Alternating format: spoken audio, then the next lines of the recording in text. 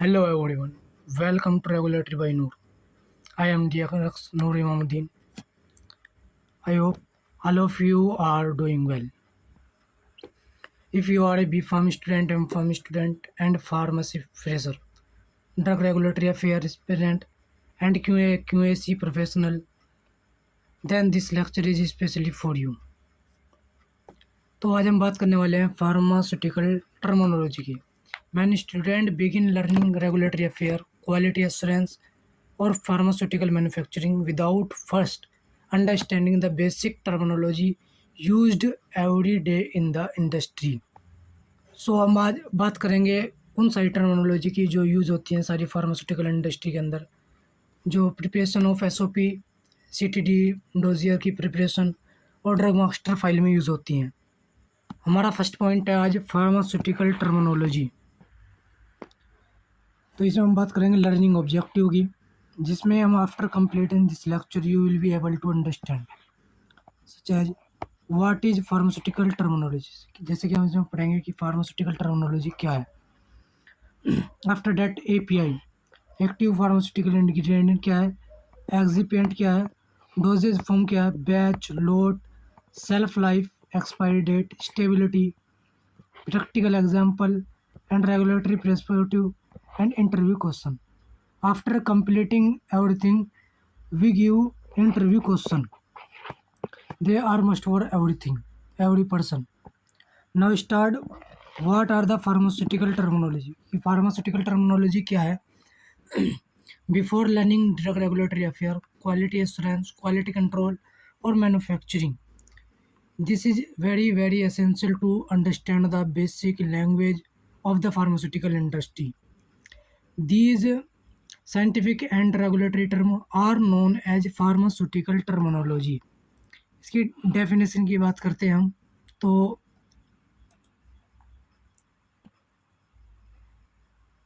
इसकी बात करते हैं हम डेफिनेशन की. तो डेफिनेशन है कि they are standardise scientific, technical and regulatory term. In simple word में अगर हम बात करें तो फार्मास्यूटिकल टर्मिनोलॉजी जो है एक कॉमन लैंग्वेज है जो यूज़ की जाती है by the everyone working in the pharmaceutical industry, where are working regulatory affair, QA, QC and production etc. Pharmaceutical जो टर्मिनोलॉजी क्या है, ये है एक standardise scientific and regulatory term होती है जो थ्रोअप करती है फार्मास्यूटिकल इंडस्ट्री को, डिस्क्राइब करती है ड्रग सब्सटेंस को, ड्रग प्रोडक्ट को, मैन्युफैक्चरिंग प्रोसेस को, क्वालिटी सिस्टम को, पैकेजिंग को, लेबलिंग, स्टोरेज को और रेगुलेटरी एक्टिविटीज़ को. इसकी इंपॉर्टेंस की बात करें तो हम इसकी पहला है कि standardise communication. Pharmaceutical company operate करती है वर्ल्ड वाइड को एम्प्लॉय फ्रॉम डिफरेंट कंट्री, जिसमें क्या होता है डिफरेंट कंट्री से हमारे एम्प्लॉयज़ होते हैं, एंड डिपार्टमेंट, और डिफरेंट डिपार्टमेंट होता है, उनको नीड होती है communicate using the same technical usages. इसके लिए हम ड्रग टर्मिनोलॉजी का यूज़ करते हैं. सेकंड हमारा है regulatory compliance. It means regulatory agency जैसे USFDA and EMA, CDSU, WHO and PMDA and TGA expert. Pharmaceutical company to use internationally accepted terminology in all regulatory document. If incorrect terminology can delay product approval or lead to regulatory observation. After that, product quality. Product quality it means understanding the pharmaceutical terminology. ये help करती है, ensure करती है that medicine are manufacturing correctly and consistently. यानी कि ये जो है प्रोडक्ट की क्वालिटी को जब ये चेक करता है, तो प्रोडक्ट की क्वालिटी में चेक करते हैं कि ये जो हमारे इंश्योर करते हैं कि ये सेफ़ है कि नहीं है, करेक्टली बनी हुई है नहीं है. फॉर एग्जांपल हम बात करते हैं नोविंग द डिफरेंट बिटवीन बैच और लोट, हेल्प जो मेंटेन करता है ट्रेसबिलिटी में, और नोविंग स्टेबिलिटी हेल्प करती है डिटरमाइन प्रॉपर स्टोरेज कंडीशन में. After that, patient safety. It means every pharmaceutical active aims to protect patient. यानी कि जितने भी हमारे फार्मास्यूटिकल प्रोडक्ट होते हैं उनका जो मेन एम होता है पेशेंट को सेफ्टी प्रोवाइड कराना है. करेक्ट टर्मिनोलॉजी हेल्प करती है जो प्रिवेंट करती है एरर से, जैसे हम लेते हैं manufacturing, packaging, labelling, storage and distribution. They are ensure patient receive safe, effective and quality medicine. यानी कि कहने का मतलब ये है कि अगर किसी भी प्रोडक्ट पर हम जो है कोई भी डिफरेंट नाम अगर अपलोड कर देंगे, तो हमारा जो पेशेंट है, जो उसकी रियल मेडिसिन जो उसको पहुँचनी चाहिए, वो नहीं पहुँच पाएगी। इसके लिए मेडिकल टर्मिनोलॉजी होना बहुत ज़रूरी है। नेक्स्ट पॉइंट है हमारा global harmonisation. It means pharmaceutical industry जो फॉलो करती है आईसीएच गाइडलाइन को, यूज़ करती है स्टैंडर्डाइज्ड टर्मिनोलॉजी जो अलाउ करती है फार्मास्यूटिकल कंपनी को, और सबमिट करती है same scientific information to multiple regulatory authorities around the world. कहने का मतलब ये है, जो ग्लोबल हार्मोनाइजेशन है उसकी इंपॉर्टेंस इसलिए क्योंकि हम डिफरेंट डिफरेंट कंट्री के साथ वर्क करते हैं, तो उसमें हमारी जो आईसीएच गाइडलाइन है, इंटरनेशनल काउंसिल ऑफ हार्मोनाइजेशन, वो एक तरीके की साइंटिफिक इंफॉर्मेशन जो है वो तैयार करती है, जो मल्टीपल रेगुलेटरी अथॉरिटीज़ को वर्ल्ड वाइड में कनेक्ट करने का काम करती है। ये सपोर्ट करती है ग्लोबल ड्रग रजिस्ट्रेशन को, और फास्ट करती है जो हमारी एक्सचेंज है उसको, मेडिसिन को। हम बात करते हैं जो टर्मिनोलॉजी हमारी यूज़ कहाँ कहाँ होती है, अगर हम कहें तो हम यह यूज़ करते हैं QA, RA, QC, production, analytical development, warehouse, validation, packaging and medical writing etc. Now अब हम बात करते हैं API, active pharmaceutical ingredient. Whenever take medicine, we accept it cure and control disease. But have you ever wondered which compound or which component of medicine actually product the या produce the therapeutic effect? एक ऐसा product या एक ऐसा molecule जो हमारी किसी भी मेडिसिन को जो है ऐसा इंग्रेडिएंट जो किसी भी मेडिसिन के थ्रू हमारा जो है एक ट्रीट करने का काम करता है, उसको हम बोलते हैं एपीआई। एपीआई क्या है? एक एक्टिव फार्मास्यूटिकल इंग्रेडिएंट है जो बायोलॉजिकली एक्टिव कंपोनेंट होता है ऑफ ए मेडिसिन, जो रिस्पॉन्सिबल होता है produce the intended therapeutic effect. यानी कहने का मतलब ये है, कोई भी हमारा एक्टिव फार्मास्यूटिकल इंग्रेडिएंट जो है वो बायोलॉजिकल एक्टिव कंपाउंड होता है, और एक मेडिसिन रिस्पॉन्सिबल होता है जो प्रोड्यूस करता है थेरेप्यूटिक इफेक्ट। बात करते हैं इसकी कैरेक्टर की, अगर हम बात करें तो इसका जो है ये प्रोड्यूस करती है फार्माकोलॉजिकल एक्शन। जो मेन हमारा इंग्रेडिएंट होता है किसी भी मेडिसिन के अंदर, वो हमारा एपीआई होता है, और यही फार्माकोलॉजिकल एक्शन शो करता है। जैसे हमारा फार्माकोकाइनेटिक्स या फार्माकोडायनेमिक्स जो भी हमारा एक्शन शो करेगा वो हमारा एपीआई करेगा। इसकी यही मेन एक्टिव कंपोनेंट होता है। जो भी हमारा एपीआई है ये मेन एक्टिव कंपोनेंट होता है। ये मैन्युफैक्चर्ड अंडर द जीएमपी, इसको हम जीएमपी यानी कि गुड मैन्युफैक्चरिंग प्रैक्टिस के अंदर ही इसको मैन्युफैक्चर करते हैं। मस्ट मीट फार्माकोपियल स्पेसिफिकेशन, जो हमारी फार्माकोपिया होती है, आईपी, जैसे इंडियन के लिए आईपी है, ब्रिटिश के लिए बीपी है, एंड यूनाइटेड स्टेट के लिए यूएसपी है, उसके जो स्पेसिफिकेशन को उसको भी फॉलो करती है। ये डिटरमाइन करती है ड्रग की एफिकेसी। कुछ पॉइंट्स हमारे ऐसे हैं जिन्हें हमें याद रखने चाहिए। एपीआई जो एक एक्टिव इंग्रेडिएंट होता है जो रिस्पॉन्सिबल होता है थेरेप्यूटिक इफेक्ट के लिए। एवरी मेडिसिन कंटेन वन और मोर एपीआई। एवरी मेडिसिन यानी कि हर एक मेडिसिन के अंदर एक या एक से अधिक एपीआई हो सकते हैं। API must be manufacturing according to GMP. ये हमें बात याद रखनी है कि जो हमारी एपीआई है वो हम जीएमपी के अकॉर्डिंग ही बनाते हैं। नेक्स्ट पॉइंट की बात करते हैं हम, तो दिस इज इसके एग्जांपल की बात कर लेते हैं। जैसे हमारे मेडिसिन और एपीआई, जैसे हम डिफरेंट देखते हैं मेडिसिन और एपीआई में। जैसे हमारी मेडिसिन है केरोसिन, ये एक मेडिसिन है, लेकिन इसका जो एपीआई है वो है पैरासीटामोल। ऑगमेंटिन, इसका amoxicillin and clonic acid. Dolo 650, इसका भी पैरासीटामोल एपीआई होता है। एंड एजिथ्रल का जो है उसका जो हमारा एपीआई होता है वो है एजिथ्रोमाइसिन। ये क्या है? एक एंटीबायोटिक है, लेकिन इसका जो एपीआई है वो एजिथ्रोमाइसिन है। नेक्स्ट पॉइंट की हम बात करें तो एपीआई मैन्युफैक्चरिंग प्रोसेस। एपीआई को मैन्युफैक्चरिंग कैसे करते हैं, उसका जो पहला पॉइंट है हमारा रॉ मटेरियल। पहले हम रॉ मटेरियल लेंगे, उसको हम फर्मेंटेशन करेंगे, यानी कि उसको केमिकल सिंथेसाइज करके करेंगे, फिर उसका प्योरीफिकेशन करेंगे, फिर उसका ड्राइंग करेंगे, फिर उसके बाद मिलिंग करेंगे, फिर हम उसको टेस्ट करके देखेंगे। आफ्टर डैट हम पैकेजिंग करेंगे और फिर हमारा फिनिश एपीआई होगा। एपीआई को ही हम किसी भी मेडिसिन को तैयार कराने के लिए हम उसे आगे फॉरवर्ड कर देंगे, जिसमें वो एक्सिपेंट वगैरह ऐड करके, कलरिंग, फ्लेवरिंग एजेंट वगैरह मिला करके हमारी एक तरीके की मेडिसिन तैयार हो जाएगी। तो एक कोई भी मेडिसिन है वो हमारी जो तैयार होती है, दो या दो से अधिक एक या एक से अधिक इंग्रेडिएंट उसमें हो सकते हैं।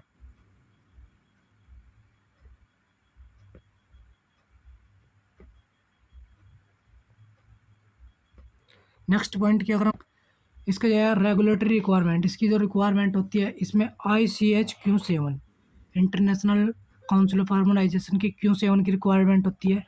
GMP की हमें रिक्वायरमेंट होती है। DMF ड्रग मास्टर फाइल की हमें इसमें रिक्वायर्ड होती है। और CEP की हमें इसमें रिक्वायर्ड होती है। After that we start a new topic. This is excipient. Excipient it means जब हम कोई भी एक्टिव फार्मास्यूटिकल इंग्रेडिएंट होता है हमारा, उससे जब भी हम कोई मेडिसिन को प्रिपेयर करते हैं तो उसको प्रिपेयर करने के लिए हमें किसी अदर प्रोडक्ट की ज़रूरत होती है। आई मीन किसी अलग इंग्रेडिएंट की ज़रूरत होती है जिसको हम बोलते हैं एक्सिपिएंट। इस एक्सिपिएंट का मतलब होता है they are pharmacologically inactive substance. ये क्या होता है? इनएक्टिव सब्सटेंस होता है, इसकी कोई भी एक्टिविटी शो नहीं करता। दे एडिड टू फार्मास्यूटिकल फार्मूलेशन। जब भी हम कोई फार्मास्यूटिकल फार्मूलेशन बनाते हैं, जैसे हमने वहाँ केरोसिन बनाई थी डो पैरासीटामोल से, और डोलो 650 भी हमने पैरासीटामोल से बनाई थी। इसी तरीके से ये इम्प्रूव करता है मैन्युफैक्चरिंग, उसकी स्टेबिलिटी बढ़ाता है, अपीयरेंस बढ़ाता है, टेस्ट बढ़ाता है, और डिसोल्यूशन एंड ड्रग डिलीवरी भी बढ़ाता है। इसके फंक्शन की बात कर लेते हैं हम। इसके जो फंक्शन होते हैं वो होता है बाइंडर, यानी कि जो हमारा एक्सिपिएंट होता है वो एक तरीके से हमारा बाइंडर का भी वर्क करता है। डाइल्यूएंट होता है लुब्रिकेंट, जो हमारी लुब्रिकेट करता है किसी भी मेडिसिन को। डिसइंटीग्रेंट और प्रिजर्वेटिव, जो किसी भी मेडिसिन को लॉन्ग टर्म तक सेफ रखने के लिए यूज़ होता है।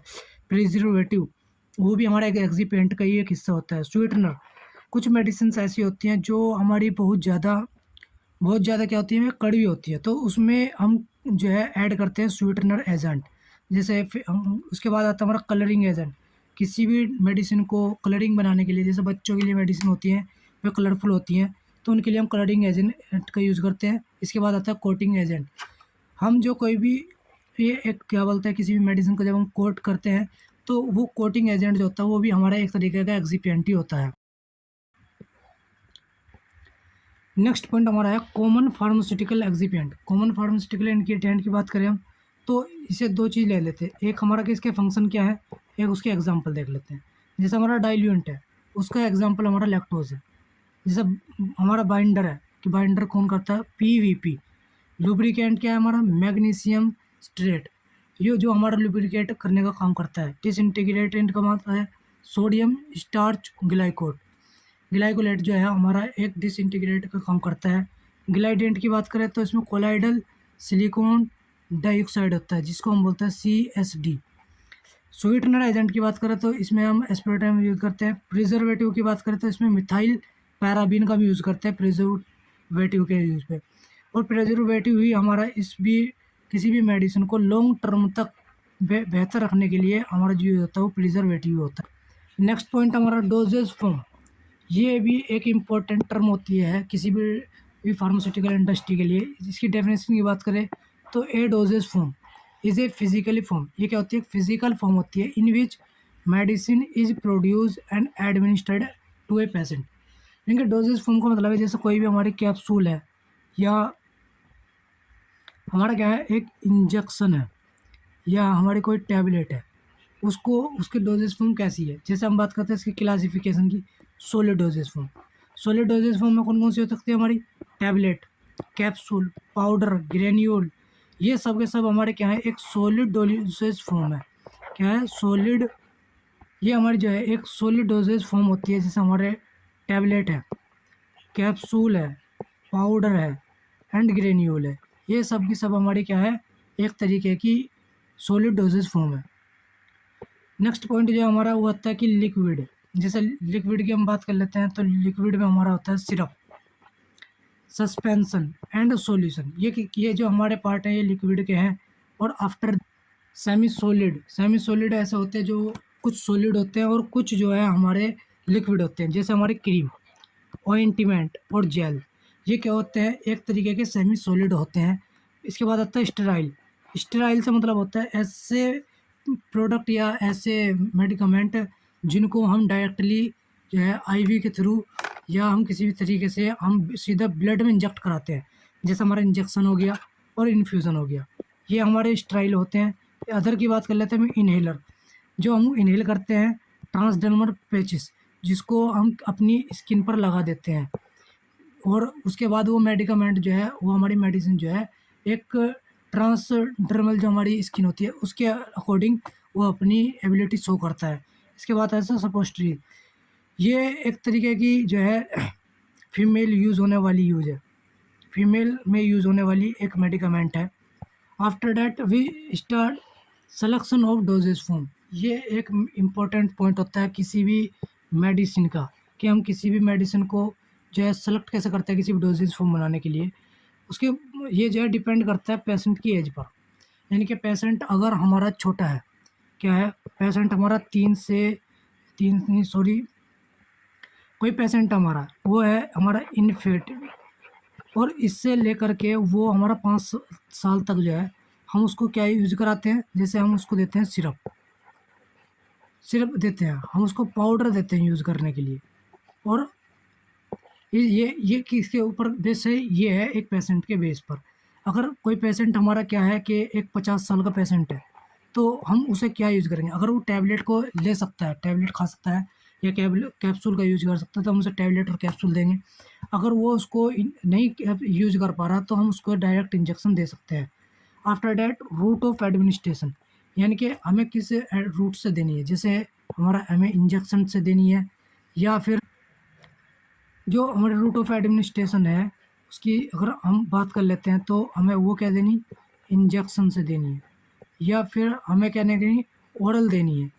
इस तरीके से जो हमारी एक रूट ऑफ ड्रग एडमिनिस्ट्रेशन हो जाता है। इसके बाद में डिसीज़ की कंडीशन, डिसीज़ की कंडीशन की अगर हम बात करें, तो जैसे कोई एक पेशेंट है, वो हमारा जो है एक पेशेंट है, मान लिया एक अनकॉन्शियस पेशेंट है, एक पेशेंट हमारा अनकॉन्शियस है, जो क्या कर सकता है, किसी टैबलेट को इनहेल नहीं कर सकता, कैप्सूल नहीं ले सकता, तो हमें मजबूरी उसको एक इंजेक्शन देना पड़ेगा। जैसे कोई एक बेहोश इंसान है, या किसी को एक्सीडेंट हो गया है, या कोई भी इशू हो सकता है, तो हमें उसकी कंडीशन देखनी होगी कि अगर वो टैबलेट ले सकता है उसको टैबलेट देंगे, अगर वो टैबलेट लेने के काबिल नहीं है तो हम उसको इंजेक्शन देने का काम करेंगे। फिर इसके बाद हम देखते हैं ड्रग की प्रॉपर्टी। कुछ ड्रग जो है ऐसी होती है, जो हम उसको ओरली लेते हैं तो हमें इशू क्रिएट कर सकती है। जैसे हमारे इंजेक्शन होते हैं, इंजेक्शन में जो हमारी जो एपीआई है वो हम डायरेक्ट देने का यूज़ काम करते हैं। अगर हम उसको एक ओरल से लेने की कोशिश करेंगे तो हमें वो इशू क्रिएट कर सकती है। इसके बाद देखते हैं उसकी स्टेबिलिटी, देखते हैं उसकी बायो अवेलेबिलिटी, देखते हैं। जैसे हमारा एक इंजेक्शन है, इंजेक्शन की जो है 100% बायो अवेलेबिलिटी है। अगर हम उस इंजेक्शन को 100% बायोएबिलिटी वाले इंजेक्शन को अगर हम किसी पेशेंट को देंगे, तो वो 100% बायोएबिलिटी शो करेगा। अगर हम किसी पेशेंट को उसे पिला देंगे, आई मीन उसे ओरल देंगे, ओरल डोजेज फॉर्म में देंगे, तो वो ऐसा इफेक्ट शो नहीं करेगा। इसके बाद करें इसकी कम एग्जाम्पल की, जैसे हम चाइल्ड में यूज़ करते हैं सिरप, अक्सर हम चाइल्ड में सिरप यूज़ करते हैं। एडल्ट के लिए हम टैबलेट का यूज़ करते हैं। इमरजेंसी में इंजेक्शन का यूज़ करते हैं, और अस्थमा में हम इनहेलर का यूज़ करते हैं। नेक्स्ट पॉइंट हमारा बैच, बैच का ये होता है एक तरीके से, तो हम यहाँ बात करते हैं बैच की। बैच क्या होता है, ये जीएमपी के अकॉर्डिंग तैयार होता है। एक बैच जो है specific quantity of a drug of pharmaceutical product that is manufactured, जो मैन्युफैक्चरिंग होता है during one production cycle using the same raw material and process under the uniform condition. यानी कि कोई भी मेडिसिन कमेंट जो हमारी वो प्रिपेयर हो रही है, वो किस बिल्कुल सेम रॉ मटेरियल के साथ और सेम प्रोसेस के साथ और यूनिफॉर्म कंडीशन में तैयार करानी है। उसके हम कैरेक्टर की बात करते हैं किसी भी बैच के, सेम मैन्युफैक्चरिंग प्रोसेस, यानी कि हर मेडिकामेंट जितने भी हमारे हो रहे हैं, किसी भी एक को उठा लीजिए, तो उसकी जो प्रिपरेशन की जो क्रिया है या हमारी जो प्रोसेस है मैन्युफैक्चरिंग की, वो बिल्कुल क्या होगी, सेम होगी।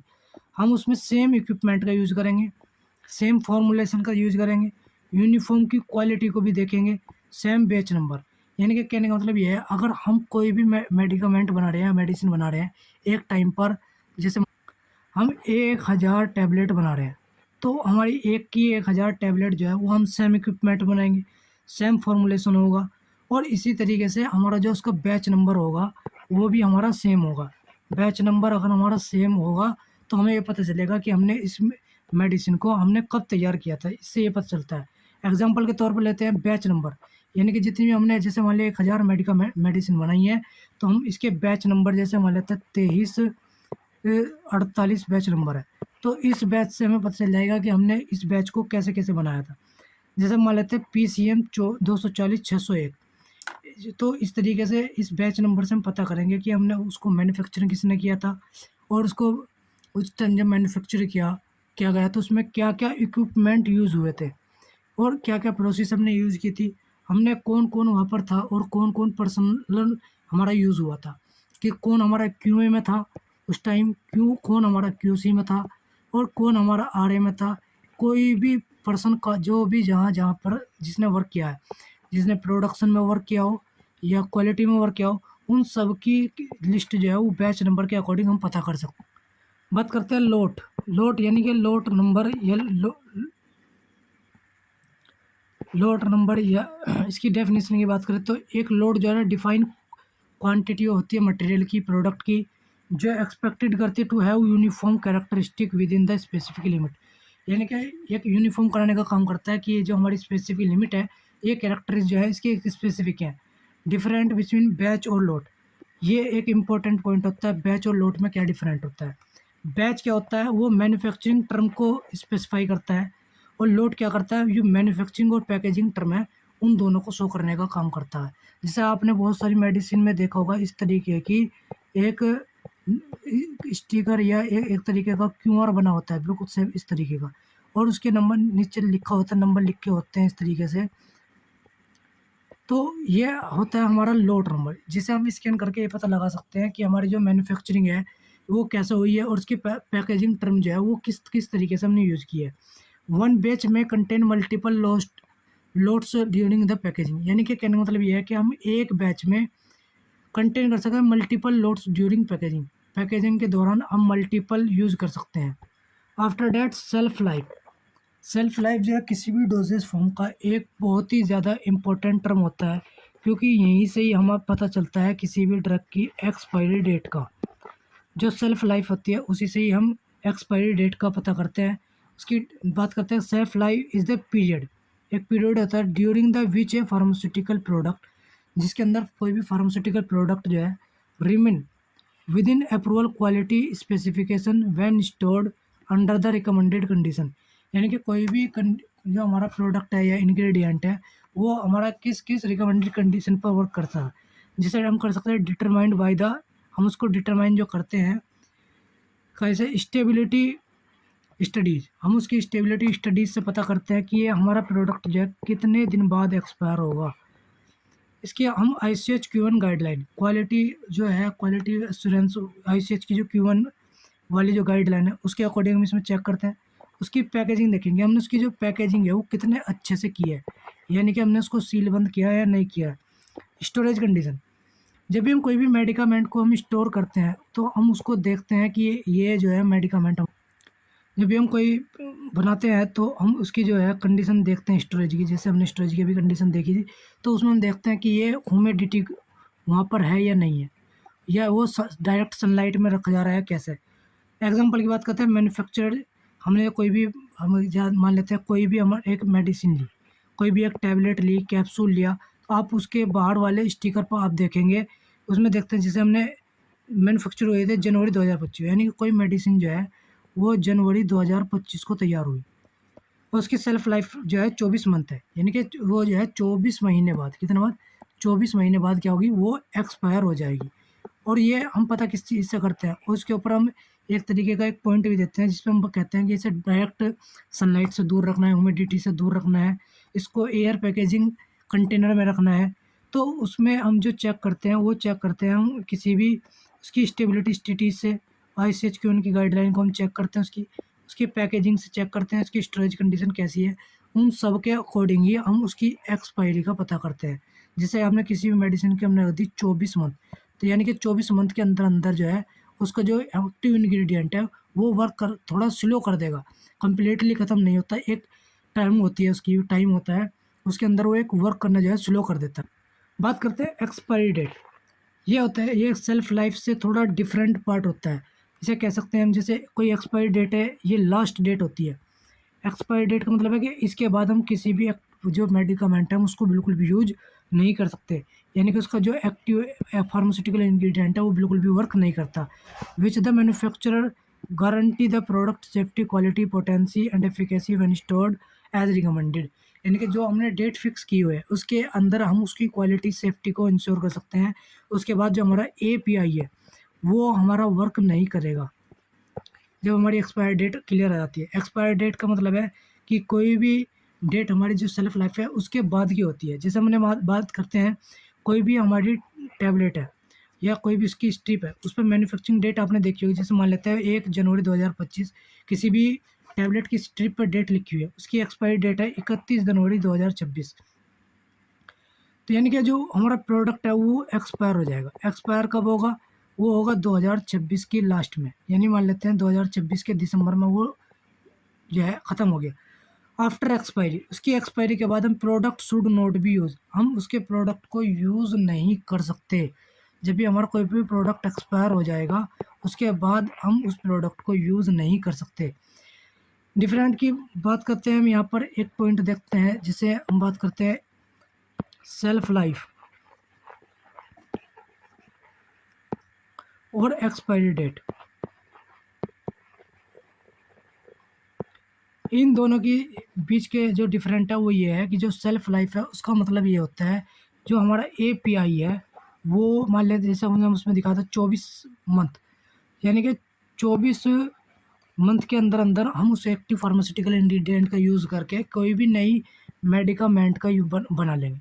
लेकिन एक्सपायरी डेट का मतलब ये है कि जब भी हमारा कोई मैन्युफैक्चरिंग प्रोडक्ट है, जो प्रोडक्ट हमारा मैन्युफैक्चर हो चुका है, एक निश्चित डेट के बाद हम उसका यूज़ नहीं कर सकते। ठीक है। नेक्स्ट पॉइंट की बात करते हैं स्टेबिलिटी। किसी भी ड्रग की स्टेबिलिटी के बारे में बात करते हैं जो हमारी सेल्फ लाइफ देने का काम करती है या फिर हमारी एक्सपायरी डेट देने का भी काम करती है।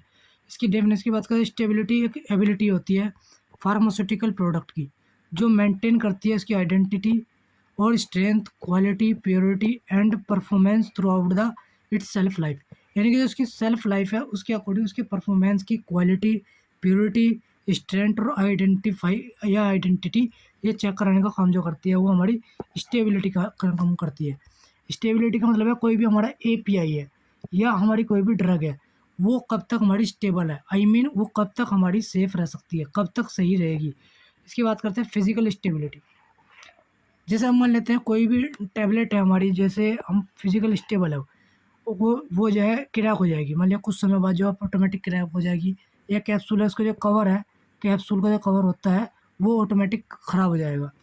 केमिकल स्टेबिलिटी, जो केमिकल हम उसमें यूज़ करने वाले हैं वो कितने टाइम तक स्टेबल है उसकी स्टेबिलिटी चेक करते हैं।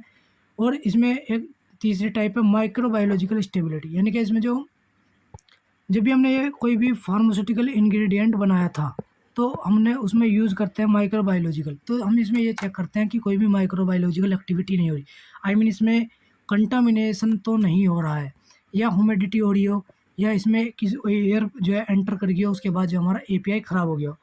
इसके बाद देखते हैं हम थेरेप्यूटिक स्टेबिलिटी, टॉक्सिकोलॉजिकल स्टेबिलिटी। यानी कि टॉक्सिकोलॉजिकल स्टेबिलिटी का मतलब ये है कि जब भी हम कोई भी मेडिसिन यूज़ कर रहे हैं तो वो हमारी टॉक्सिक इफ़ेक्ट शो तो नहीं कर रही, क्या वो टॉक्सिक इफ़ेक्ट शो कर रही है या नहीं। इस चीज़ को भी हम यहाँ देखने का काम करते हैं किसमें, टॉक्सिकोलॉजिकल स्टेबिलिटी। जो स्टेबिलिटी एक पार्ट होता है ये भी हमारा एक आईसीएच गाइडलाइन का एक पार्ट होता है जो हमारी स्टेबिलिटी को चेक करता है। स्टेबिलिटी का इसी से ही हमारा जो है सेल्फ लाइफ का पता चलता है। किसी भी ड्रग की सेल्फ लाइफ का जो पता चलेगा वो हमारा टॉक्सिकोलॉजिकल स्टेबिलिटी से भी पता चलता है। बात करते हैं स्टेबिलिटी स्टडीज़ के बारे में। जब भी हमें किसी चीज़ की किसी भी प्रोडक्ट की हम स्टेबिलिटी करते स्टडीज़ करते हैं तो हम लॉन्ग टर्म स्टडी करने के लिए क्या लेते हैं। जैसे मान लेते हैं हम कोई भी एक टैबलेट है या हम मान लेते हैं एक सिरप है या हमारा एक टैबलेट है और एक हमारा सिरप है। तो हम उसमें क्या करते हैं कि हम उसमें देखते हैं 25 डिग्री सेंटीग्रेड ±2%, यानी कि जो हमारी स्टेबल वाली जो टर्म है, यानी कि कुछ मेडिसिन ऐसी होती हैं जिसको हम 25-25 डिग्री सेंटीग्रेड से माइनस +-2 डिग्री सेंटीग्रेड 2 डिग्री तक ही हम उसको स्टेबल रख सकते हैं, उसके बाद वो ख़राब हो जाएगी। या उसके बाद में एक्सेलरेटेड स्टडीज़ की बात करें तो उसकी 40 डिग्री +2 ±2 डिग्री इसके बाद बात करते हैं इंटरमीडिएट स्टडी की। बात करें तो हम उसको 30 डिग्री पर ऐड करते हैं और +-2% according to ICH Q1A R2। जब भी हम स्टेबिलिटी स्टडीज़ की बात करते हैं तो हम उसमें देखते हैं ICH Q1A R2। इसके अंदर हम इसमें देखते हैं कि हमारी कोई भी प्रोडक्ट है वो कितने टाइम तक हम उसका स्टेबल रह सकता है। उसकी स्टडी जो हम करते हैं वो करते हैं ICH Q1A R2। जब हम ICH गाइडलाइन पढ़ेंगे, जब हम ICH गाइडलाइन पढ़ेंगे तो उस गाइडलाइन में हम ये सारी चीज़ कवर करेंगे A to Z। जैसे हमने यहाँ यूज़ किया ICH Q1A R2, इसको भी हम वहाँ पर यूज़ करेंगे। बात करते हैं रिलेशन बिटवीन। रिलेशन क्या होता है, सारी टर्मिनोलॉजी का। पहली बात करते हैं एपीआई। एपीआई क्या होता है, एक हमारा फर्स्ट प्रोडक्ट होता है या हम बोलते हैं फर्स्ट इंग्रेडिएंट होता है किसी भी प्रोडक्ट की मैन्युफैक्चरिंग के लिए। उसमें यूज़ करते हैं हम एक्जीपिएंट। एक्जीपिएंट हमारा क्या हो सकता है, हम उसमें यूज़ करते हैं जैसे हमने यूज़ किया उसमें प्रिजर्वेटिव। और उसमें हम यूज़ करने वाले हैं, जैसे हम केमिकल इंग्रेडिएंट का यूज़ करते हैं, टाल्क का यूज़ करते हैं, टाल्क पाउडर। या फिर हम उसके अलावा हम उसमें जो यूज़ करते हैं, जैसे मान लेते हैं कलरिंग एजेंट यूज़ करते हैं या फ्लेवरिंग एजेंट यूज़ करते हैं। वैसे हमारा एक्जीपेंट है उसको यूज़ करते हैं। हमारा एपीआई होगा जो हमारी फर्स्ट प्रोडक्ट होता है किसी भी मैन्युफैक्चरिंग को करने के लिए, उसमें हमने एक्जीपेंट यूज़ किया, जैसे हमने कलरिंग एजेंट यूज़ किया, हमने उसमें colouring agent, preservative, chemical, talk powder या फ्लेवरिंग एजेंट अगर हमें ज़रूरत है, या स्वीटनिंग एजेंट हमने उसमें यूज़ किया। इसके बाद हम क्या करेंगे, एक फॉर्मुलेशन तैयार करेंगे। फॉर्मुलेशन का मतलब है हम उसको एक तरीके से अच्छे तरीके से मिक्स करेंगे। मिक्स करने के बाद और जो है हम उसको एक फॉर्मुलेशन तैयार करेंगे। फॉर्मुलेशन के बाद हम उसको एक डोजेज फॉर्म देने का काम करेंगे। जैसे हमें वो सॉलिड बनानी है या हमें लिक्विड बनानी है, और इसी के अकॉर्डिंग ही हम उसको फॉर्मुलेट करने का काम भी करते हैं। इसके बाद आता है मैन्युफैक्चरिंग। जब हमारा डोजेज फॉर्म क्लियर होगा कि हम डोजेज फॉर्म जो है सॉलिड बना रहे हैं, तो उसके बाद आता है हमारा मैन्युफैक्चरिंग। मैन्युफैक्चरिंग में मतलब हम इसको जो है, अगर कोई टैबलेट है उसको हम पंच करके बनाएंगे, या लिक्विड जो है हम किस तरीके से बनाएंगे और कौन कौन से इंग्रेडिएंट हम यूज़ करेंगे, इसके लिए हम इसमें चेकिंग करते हैं। इसके इसके बाद आता है बैच। जब भी हमारा कोई प्रोडक्ट है, जब हम कोई भी प्रोडक्ट को मैन्युफैक्चर कर रहे होते हैं, तो सबसे इम्पोर्टेंट पार्ट होता है बैच, क्योंकि इसी से ही इसके अकॉर्डिंग ही हम किसी भी प्रोडक्ट को मैन्युफैक्चरिंग करते हैं। बात करते हैं लोट की। इसके बाद आता है लोट, फिर आता है स्टेबिलिटी स्टडी। जब भी हमारा कोई भी प्रोडक्ट जो है वो कम्प्लीटली क्या हो गया, मैन्युफैक्चर हो गया, और मैन्युफैक्चर होने के बाद में हम उसकी चेक करते हैं स्टेबिलिटी स्टडी। स्टेबिलिटी स्टडीज़ के अंदर हम उसका देखते हैं टॉक्सिकोलॉजिकल इफेक्ट क्या है या उसकी वो किस किस तरीके से हम स्टेबल रख सकते हैं। जैसे हम उसको एयर जो है क्लोज कंटेनर में रखेंगे तो हम कितने टाइम स्टेबल रह सकता है, या हम उसको वो कंटामिनेशन के एरिया में रख देता हूँ, उसको कंटामिनेट होगा या नहीं होगा, उसमें माइक्रोबायोलॉजिकल इफेक्ट शो होगा या नहीं होगा। इसके बाद आता है सेल्फ लाइफ। जो हमारे प्रोडक्ट हम तैयार कर रहे हैं उसकी सेल्फ लाइफ क्या है, यानी कि सेल्फ लाइफ जो हमारी होती है वो एपीआई के बेसिस पे होती है। यानी कि कोई भी हमारा प्रोडक्ट है, जैसे कोई मान लेते हैं पैरासीटामोल हमारा है और हम केरोसिन बनानी है, तो उसकी हम एपीआई जो हमारा है, एपीआई के अंदर हम ये चेक करते हैं कि उसकी जो यानी कि एपीआई कितने टाइम तक स्टेबल है। मान लेते हैं एक जो हम कोई भी टैबलेट बना रहे हैं, और टैबलेट बनाने में हमने यूज़ किया एपीआई। एपीआई हमने यूज़ किया, एपीआई जब हमने यूज़ किया तो उसकी जो सेल्फ लाइफ थी उस टाइम पर मान लेते हैं 10 ईयर्स बची थी। तो उस 10 ईयर्स में से हमने जो है वो 3 ईयर्स जो है वो ऐसे ही स्टोर रहेगी, यानी कि हमने उसको मैन्युफैक्चर नहीं किया। तो यानी कि हमारी जो इसकी जो सेल्फ लाइफ रहेगी वो 7 ईयर्स रहेगी, यानी कि अगर हमने 7 ईयर्स के अंदर अंदर उसको मैन्युफैक्चर करना है। बात करते हैं after that expiry. Expiry date जो है आफ्टर मैन्युफैक्चरिंग, जब हमारी कोई भी मेडिकामेंट जो है क्लियर मैन्युफैक्चर हो जाती है, उसके बाद एक्सपायरी डेट फिक्स की जाती है और वो बेस पे की जाती है IAPI के। इसके बाद आफ्टर डेट हम पेशेंट को हम सर्व करने के लिए, पेशेंट की ट्रीटमेंट के लिए आगे शेयर कर देते हैं। इसके बाद आता है रेगुलेटरी पर्सपेक्टिव। इसका जो पर्सपेक्टिव की बात करें हम रेगुलेटरी की, तो ये टर्मिनोलॉजी जो है एसेंशियल होती है। जितनी भी हमने टर्मिनोलॉजी अभी तक पढ़ी हैं, ये सारी की सारी टर्मिनोलॉजी हमारी जीएमपी गुड मैन्युफैक्चरिंग प्रैक्टिस के लिए, जीएलपी गुड लेबोरेटरी प्रैक्टिस के लिए, जीडीपी, सीटीडी, सीटीडी का जब हम भी डोजियर की प्रिपरेशन करते हैं तो उसमें ये सारी की सारी हमें यूज़ करनी होती है। जब भी हम सीटीडी की डोजियर प्रिपरेशन करेंगे, डोजियर को हम प्रिपेयर करेंगे, तो वहाँ पर हम ये सारी चीज़ें देखेंगे कि कोई भी हमारी जो ड्रग है जिसको हम डोजियर तैयार कर रहे हैं, उसकी वो सॉलिड है या हमारा लिक्विड है, या वो कब मैन्युफैक्चर हुई है, या फिर हमारी कब तक स्टेबल है। ये सारी की सारी चीज़ हम जब भी किसी का डोजियर तैयार करेंगे उसमें ये चीज़ चेक करते हैं। ईसीटीडी, ईसीटीडी का मतलब है इलेक्ट्रॉनिक, यानी कि जब भी हम कोई सारे ईसीटीडी यानी कि सारे जो डोजियर प्रोसेस है हमारा, जब हम उसको इलेक्ट्रॉनिक वे में सबमिट करते हैं तो भी हम इस चीज़ को देखते हैं। एनडीए, जब भी हम न्यू ड्रग एप्लीकेशन करते हैं तो उसमें भी हम इस सारे के सारे टर्मिनोलॉजी का यूज करते हैं। एनडीए में भी, डीएमएफ में भी। डीएमएफ ड्रग मास्टर फाइल एक मेजर पार्ट होता है जो हमारी पता करता है कि हमारी मैन्युफैक्चरिंग की एवरी स्टेप बाय स्टेप उसकी प्रोसेस को पता करने का काम जो करता है वो हमारा डीएमएफ करता है। इसके बाद आता है प्रोडक्ट रजिस्ट्रेशन। जब भी हमारा डीएमएफ हो जाएगा फिर हम प्रोडक्ट का रजिस्ट्रेशन कराएंगे। प्रोडक्ट का रजिस्ट्रेशन हम एक दो एनडीए सबमिट करेंगे, जब हम उसका क्लिनिकल हो जाएगा, हमारा प्री क्लिनिकल भी हो जाएगा और हम सब कुछ करने के बाद हम प्रोडक्ट को रजिस्टर्ड करा देंगे। फिर प्रोडक्ट की लेबलिंग कर देंगे और रेगुलेटरी एजेंसी जो है आफ्टर डैट जब हमारा ये सारा काम हो जाएगा तो रेगुलेटरी एजेंसी जो है वो क्या करेंगी कि verify this during inspection and dossier review, यानी कि वे जो है वेरीफाई करती हैं उसको इंस्पेक्ट करने के बाद और डोजियर के रिव्यू के बाद में। प्रैक्टिकली हम एग्जांपल की बात कर लेते हैं, ये जो भी हमारे बिगिनर्स हैं उनके लिए इम्पोर्टेंट है। जैसे पैरासीटामोल टैबलेट, उसका एपीआई जो है वो पैरासीटामोल है। उसके एक्जीपिएंट की बात करें हम तो उसमें एक्जीपिएंट लैक्टोलोज यूज़ हुआ है, पीवीपी यूज़ हुआ है, मैग्नीशियम सिट्रेट यूज़ हुआ है, सीसीएस यूज़ हुआ है। यानी कि कहने का मतलब ये जब भी हम कोई पैरासीटामोल टैबलेट है, मान लेते हैं पैरासीटामोल टैबलेट है, तो उसमें जो है हम क्या क्या चीज़ें उसमें होती है, एपीआई। एपीआई में क्या हमारा पैरासीटामोल है, एपीआई में पैरासीटामोल ही होगी। और एक्जीपिएंट की अगर बात करें तो हम एक्जीपिएंट, हमारे एक्जीपिएंट में हमारा क्या होगा, लैक्टोलोज होगा, पीवीपी होगा, मैग्नीशियम होगा, सिट्रेट होगा। और इसके बाद करते हैं हम डोजेज फॉर्म। जब भी हमारा कोई डोजेज फॉर्म होता है वो किस तरीके का हो सकता है, यानी कि को जो हमारी पैरासीटामोल है, पैरासीटामोल मतलब केरोसिन है, वो हमारी टैबलेट है। तो फिर उसके बाद हम देखते हैं बैच नंबर, उसका बैच नंबर क्या है, उसकी सेल्फ लाइफ देखते हैं कि हमारी सेल्फ लाइफ जो है जैसे हमारे 24 मंथ है, यानी कि 24 मंथ के तक वो हमारी सेल्फ लाइफ जो है इसकी स्टेबिलिटी है।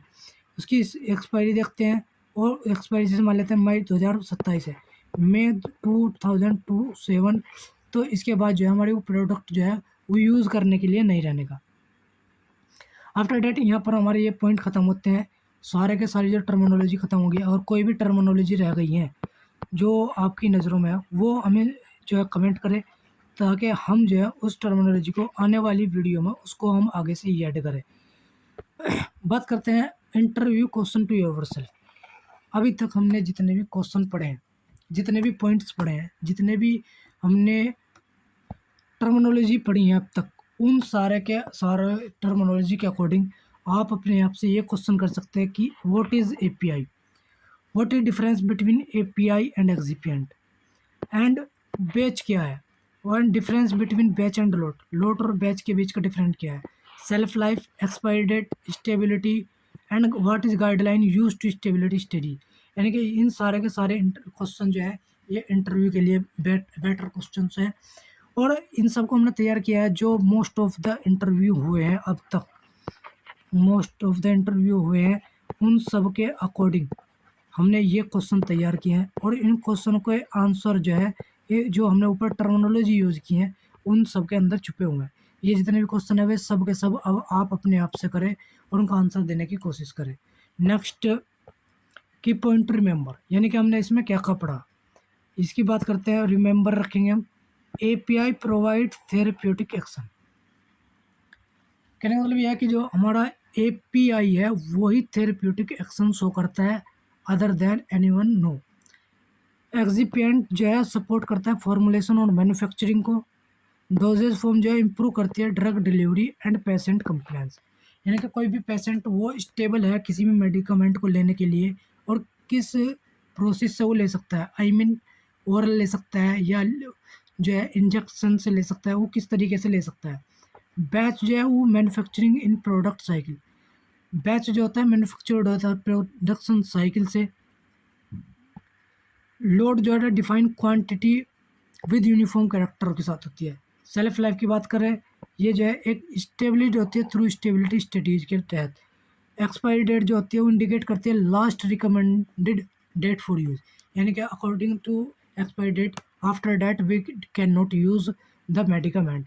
स्टेबिलिटी इंश्योर करती है product maintenance and its quality through the storage, यानी कि इसकी स्टोरेज की कब तक स्टोरेज रख सकते हैं, उसकी जो स्टेबिलिटी जो है ये इससे हम इंश्योर करते हैं। जैसे हम बात करते हैं कोई भी हमारा प्रोडक्ट है, मान लीजिए ये एक प्रोडक्ट है और ये हमारी एक बोतल है, ये हमारा एक स्ट्रिप है जिसके अंदर जो है हमारी 10 टैबलेट है। हम उसको इस तरीके से स्टेबल करेंगे कि जो हमारा कि हमारी जो एयर है वो इसके अंदर एंटर ना कर सके, और इसके अंदर ह्यूमिडिटी जो है वो भी ना जा सके, इसके अंदर जो है वाटर फ्लो ना हो सके, या जो हमारी माइक्रोबायोलॉजिकल एक्टिविटी है वो इसके अंदर ना हो सके। इसको चेक करने के लिए हम स्टेबिलिटी चेक करते हैं। Thank you for watching regulatory by Noor. अगर आपको ये वीडियो पसंद आया तो प्लीज़ लाइक करेंगे, आप कमेंट करेंगे, एक छोटा सा शेयर भी करेंगे और सब्सक्राइब करेंगे फॉर नेक्स्ट वीडियो, क्योंकि नेक्स्ट वीडियो हम रेगुलर लाते रहेंगे for beginner to advance. Beginner to advance हम एक से जेड वीडियो लाते रहेंगे और रेगुलर लाएंगे। इसके बाद में हम सब्सक्राइब करेंगे। Thanks you everyone.